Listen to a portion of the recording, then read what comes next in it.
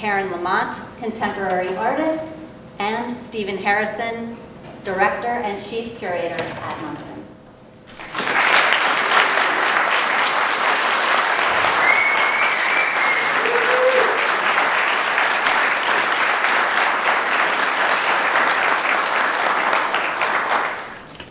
Thank you so much, everyone, and welcome to the Munson Museum of Art. It's my extreme pleasure to welcome Karen LaMonte here with us this evening. We are so privileged to have her work with us. I first encountered her work years ago at the Toledo Museum of Art, and it took my breath away, and I dreamt of being able to one day have a show of her luminous, beautiful pieces. And so finally, it's been a few years since, but finally we're opening Celestial Bodies this evening. So Karen, I thought maybe we might have a little discussion tonight about some of the pieces that we will see upstairs.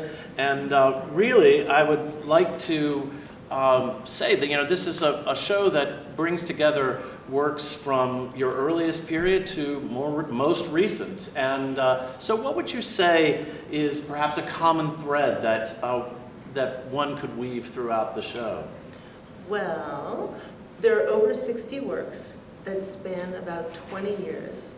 And Stephen did an amazing job of finding multiple themes and bringing them forward in the work. And the first one that I noticed when I went through the show was the idea of realism. And from the prints to the clouds, realism is something that's very important to me in portraying objects. And my thought has always been that people have more in common than they have that divides them. And that we all have these incredibly common experiences: getting dressed in the morning, walking outside, experiencing the weather. And so if I could focus on things that everybody experienced personally, then the artwork would be immediately understandable or readable or relatable to every audience. Well, I personally think that there are so many moments when clearly you have studied and researched, kimono practice, for example. What is the role of research and study in your work? Because it seems like you don't even begin work until you understand the material and the process that you're about to embark on. Yeah. I'm a graduate of RISD, and a major part of the program that I graduated through was research and the development of your ideas through that research process. And Bruce Chow was my professor at college, and RISD is sort of based on this Bauhaus idea of marrying thoughts and materials.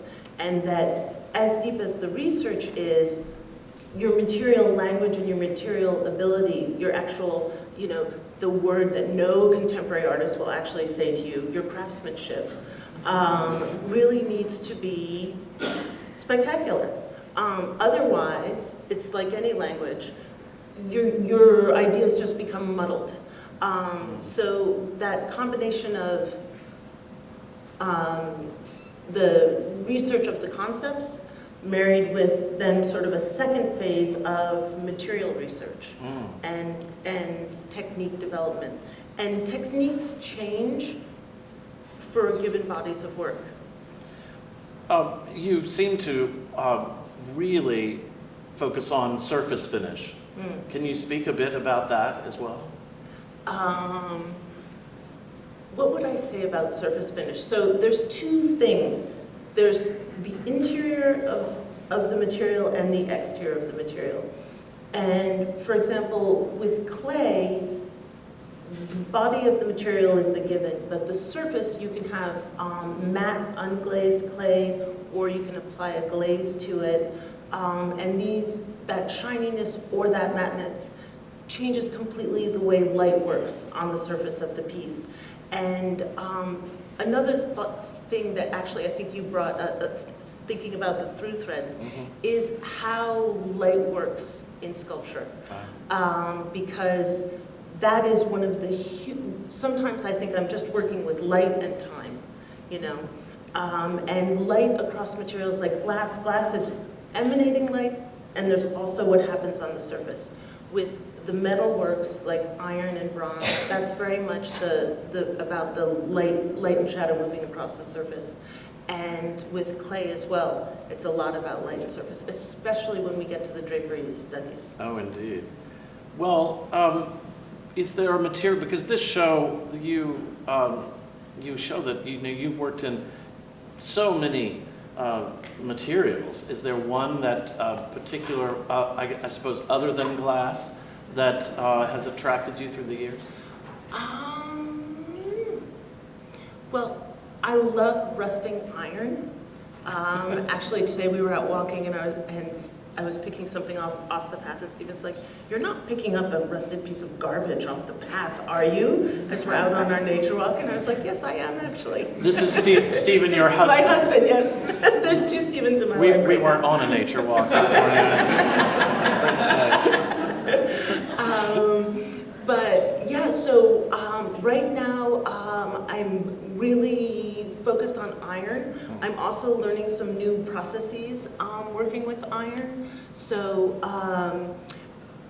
thinking about the cloud work, can I talk a little bit about the clouds and scale? Okay. Yeah. So this idea of realism brought me into contact with amazing scientists who study weather, because I was searching for a real cloud. And real clouds are very difficult to get from the sky into your studio. And someone suggested, well, what about working with scientists who model weather in the computer? And I was like, wow, that sounds cool. And so George is here somewhere tonight. But I've met several very generous scientists who have been willing to spend time with me and not only give me the models of weather, but explain to me what they mean. And that means I can understand things like the actual weight of a cloud. You know, I'm sort of mystified by the natural world. And so in looking at clouds, you know, one of the things that I found so like a wake-up call was that clouds are very heavy. A cloud is floating in the air, but it weighs, you know, tens of thousands of tons. And that's because of the water weight. And inside the scientific program, you could measure that weight, estimate that weight. And so I decided in my real world that that becomes my one-to-one in terms of scale. So then according to what material I'm working with, the cloud will actually change size. So if I'm working with something like aluminum, it will be much taller. Aluminum is a less dense material. But if I'm working with something like iron, which is so very dense, it's much smaller. So right now, I am doing the preparatory work for a project of my first one-to-one iron cloud. And it'll be cast all from recycled iron and in the industrial environment. So that's something that will be happening sort of in the fall to winter, I think. And it will be going to the Meyer Sculpture Garden in Grand Rapids. Wow. Well, that's just to me crazy, Karen. I mean, you know, a cloud is something you can't even touch. I know. You know, I'm a pilot and you fly through it, right? So why do you do clouds in the heaviest material possible?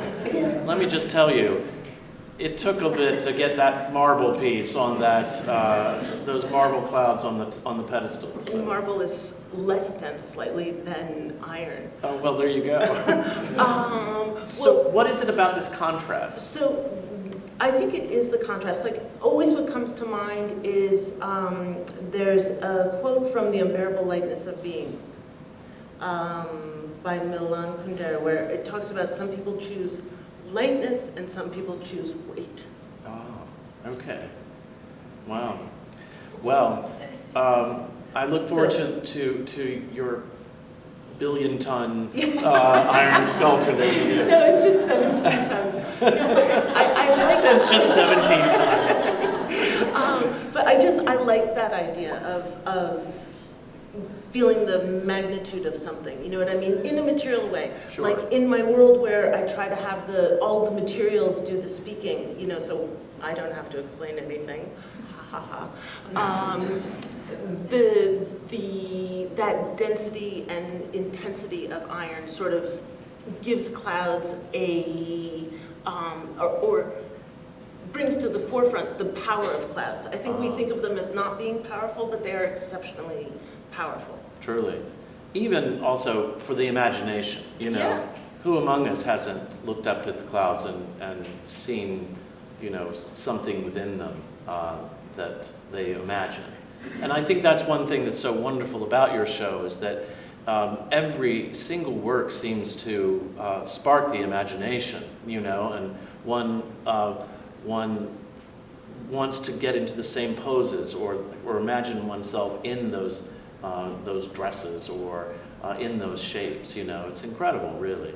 I want to take you to the drapery studies because for me those were quite a revelation. I had not seen them before, and they are among the most intricate, beautiful pieces in our show, I think. Where did they sit in your process of your career?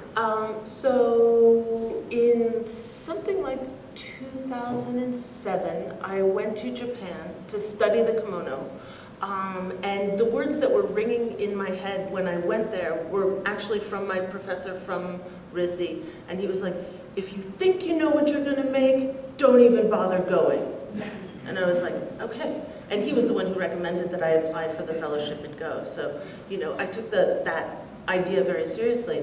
And so in Japan, I had sort of multiple kind of revelations about materials and you know, the delicacy of material language and how, you know, iron can say three things, you know, not just one thing, you know, if it's shiny or if it's rusted.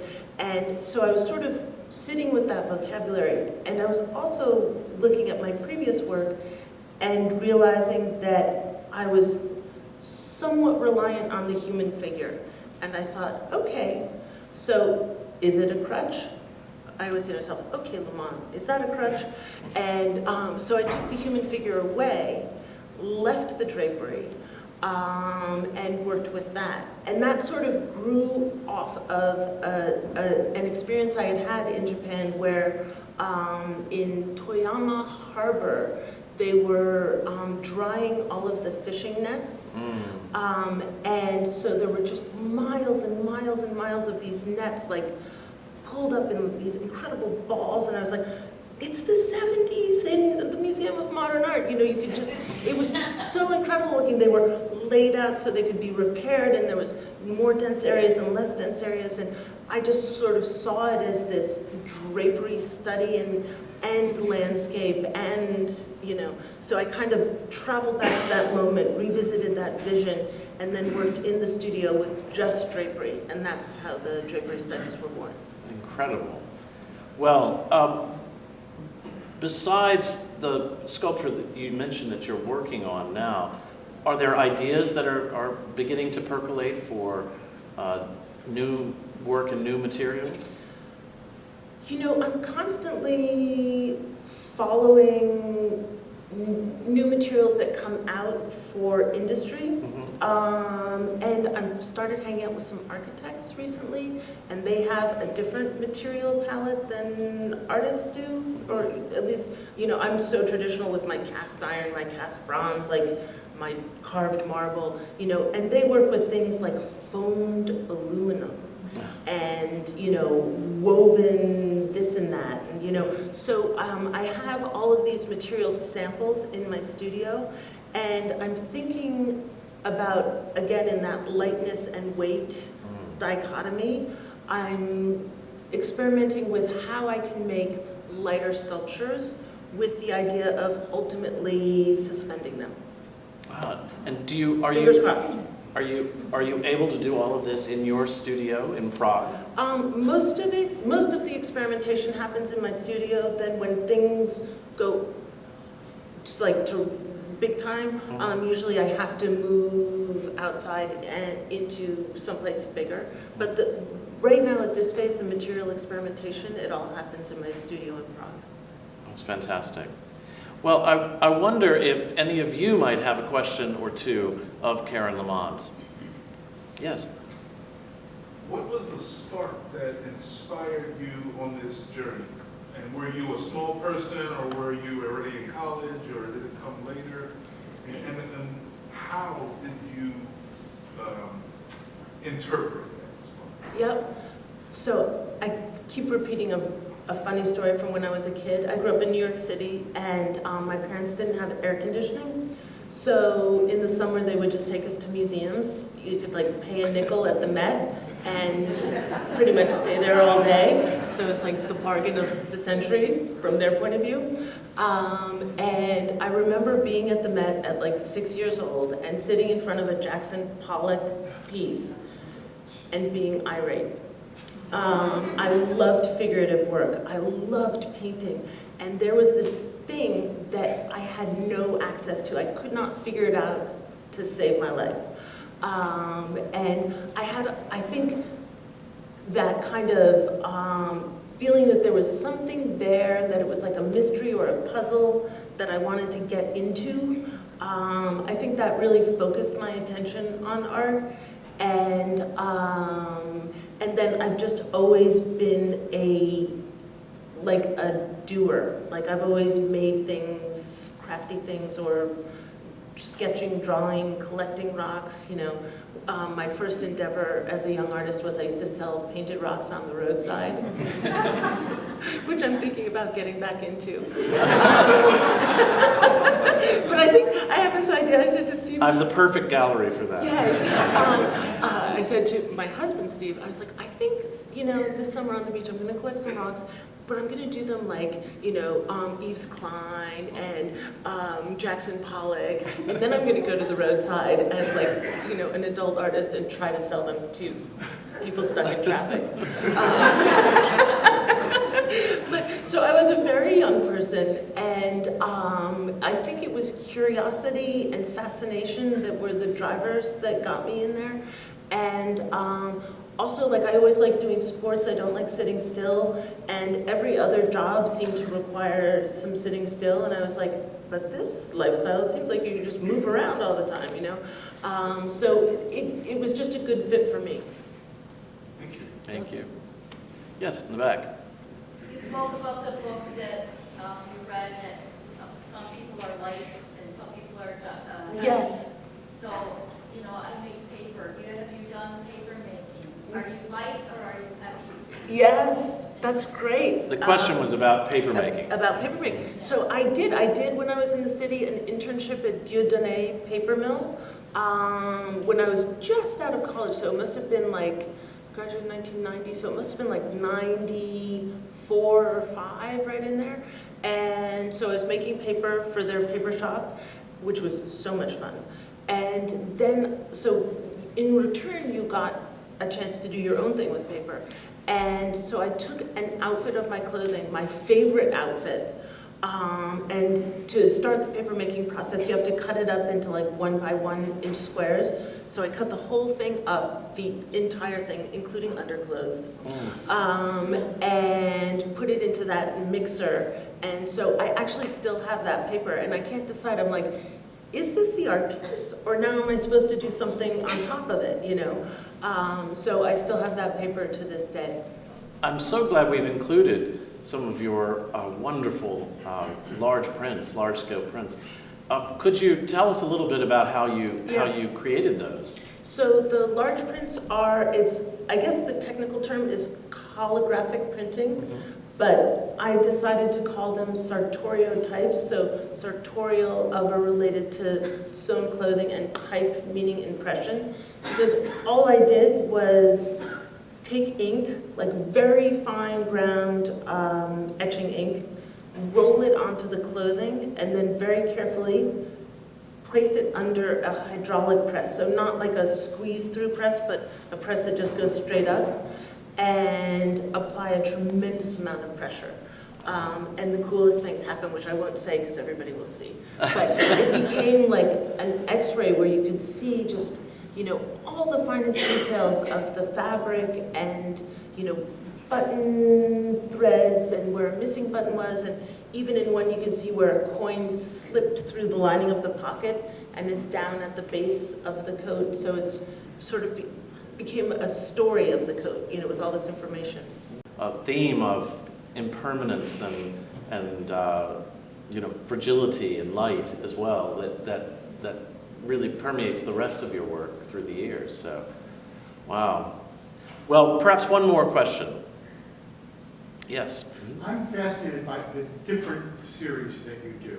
And my question is, do you feel like you've exhausted one thing and so you move on to something else, or you're doing something and you just become fascinated with a different idea and change direction? Yes.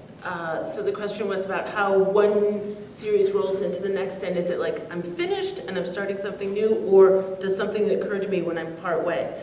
And it's the latter. Something always happens partway through where I'm like still finishing this, and then I'm thinking about that, and I start the research and I start some of the experimentation, but I sort of travel back and forth. And there is a little bit of bleed over between things, you know. Certainly. Which you'll see upstairs. There's one reclining dress that's made in a glass that I was specifically interested because it mimicked the way clouds manipulate light in the natural environment. And there's one dress made with that. Well, I don't know about the rest of you, but I can't wait to see the exhibition upstairs. So thank you so much, Karen, for talking.